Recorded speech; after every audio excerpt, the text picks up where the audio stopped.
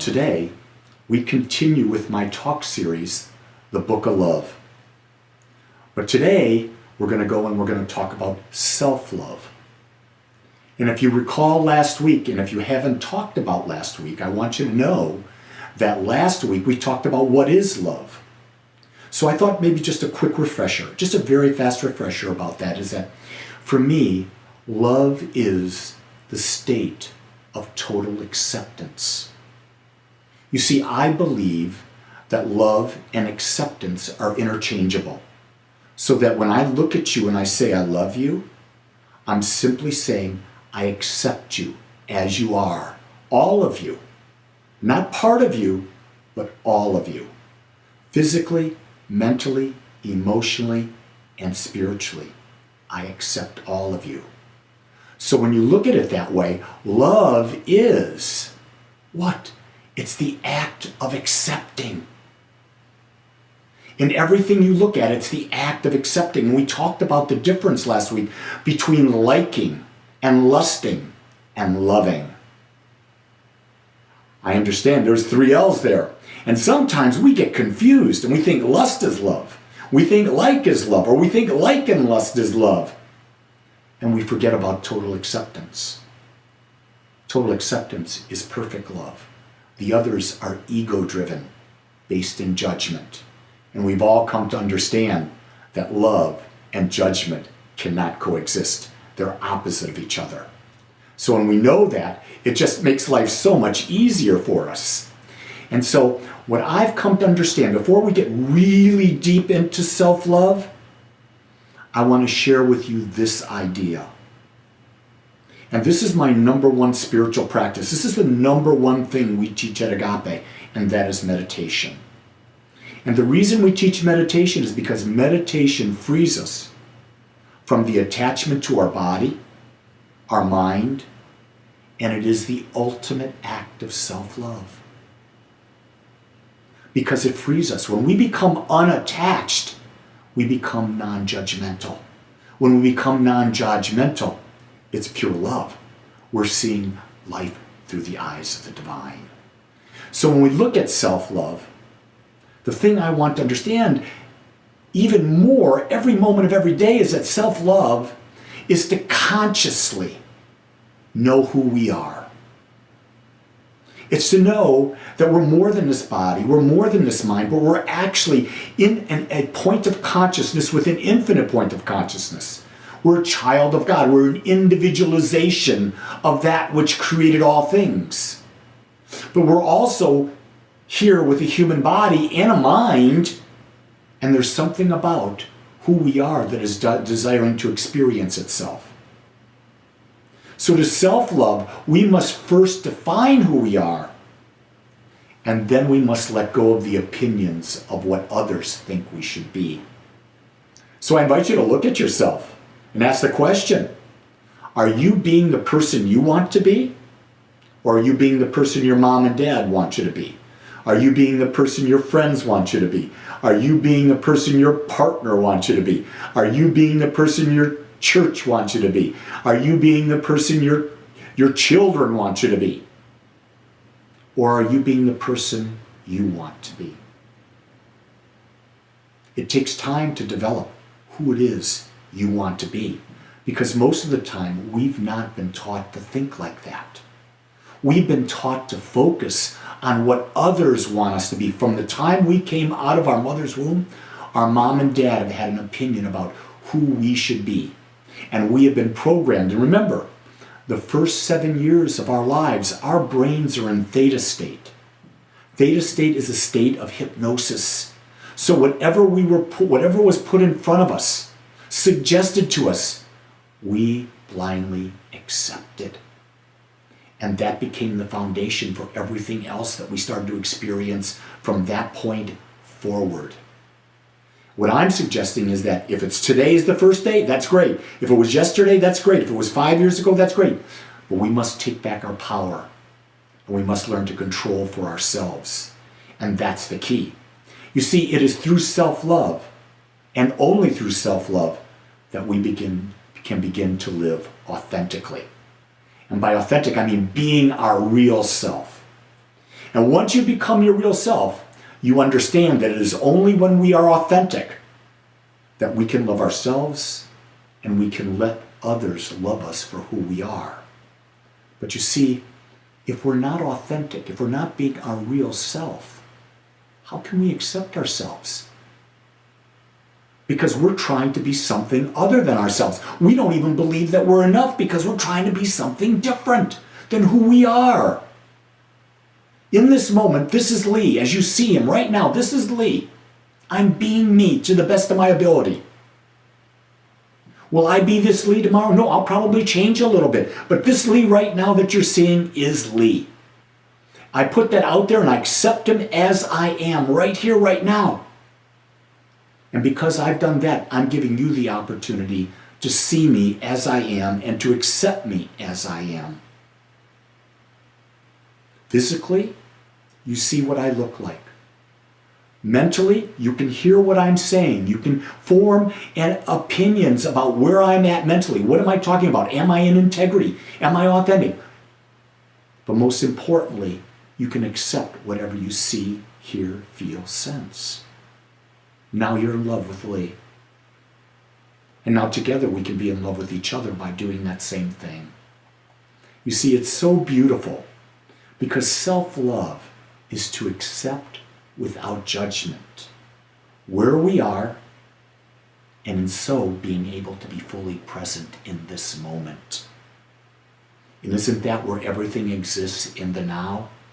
But you see, when we're in judgment and we're in the past or we're in the future, we're not in the moment. And if we're not in the moment, we're not in love.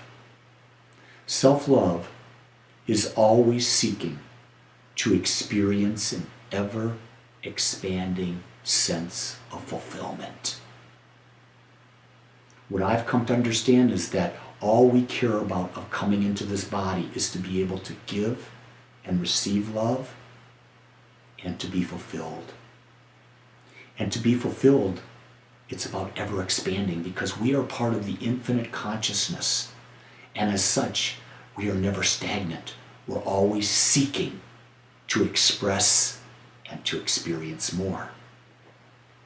So what is the process of becoming more self-loving?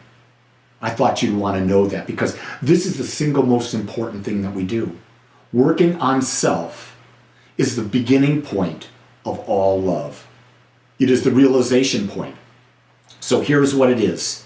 The first part of the process is to know who you are. To know who you are spiritually. You are one with all that is. You are an individualization of that which created everything. Physically, this body temple is who you are. Mentally, there's something unique about you that is desiring to experience. That experience is what makes you unique. At Agape, we talk about understanding what are your top 5 values. Your number 1 through 5. Maybe even only your number 1 through 3. And when you understand those 5 values and you live them, you know who you are because you're doing that which is most important to you, which gives you the greatest joy. But more importantly than joy, fulfillment. So once you know who you are, and that's not a simple task, that's a big task, then it's the process of letting go who you are not.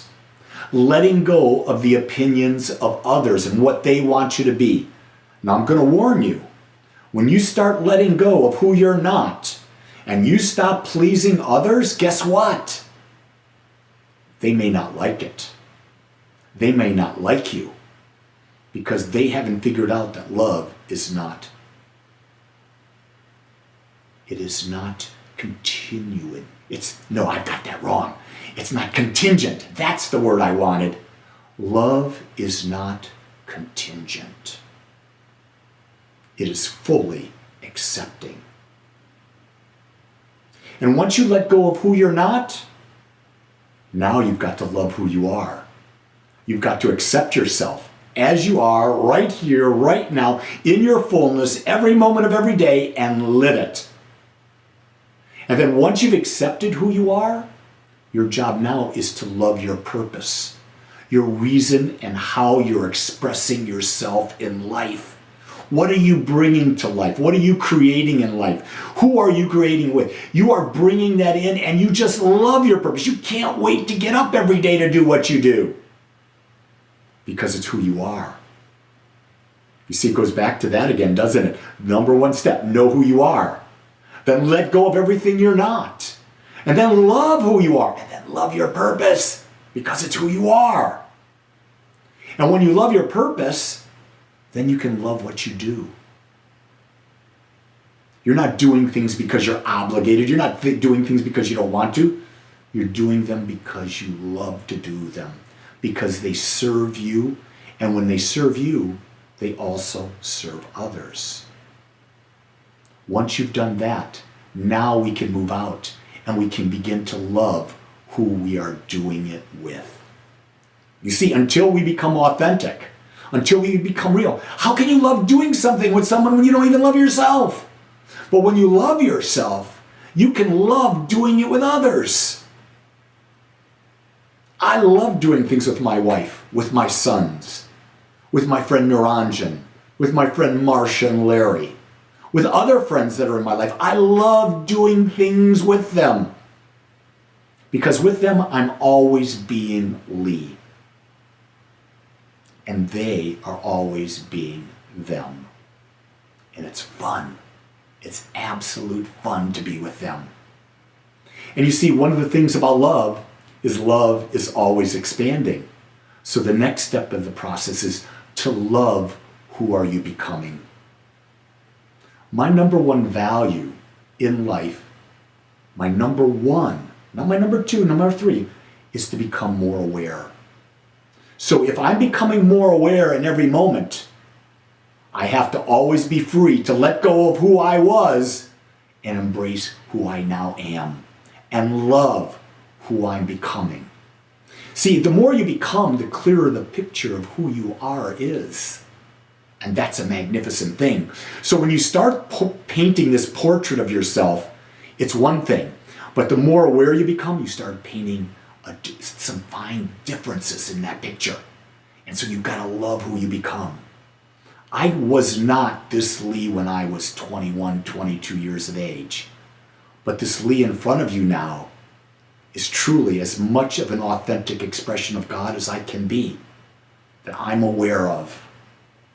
And that includes all of my wrinkles, all of my beauty, all of my smiles, everything about me. I'm becoming more, and every day I will become more. You see, once you know who you are, once you let go of who you're not, once you love who you are, once you love your purpose and love what you do, love who you're doing it with, love who you're becoming, then the only other thing left to do is to live in gratitude. Because you truly have a life that is aware and a life that is fulfilling.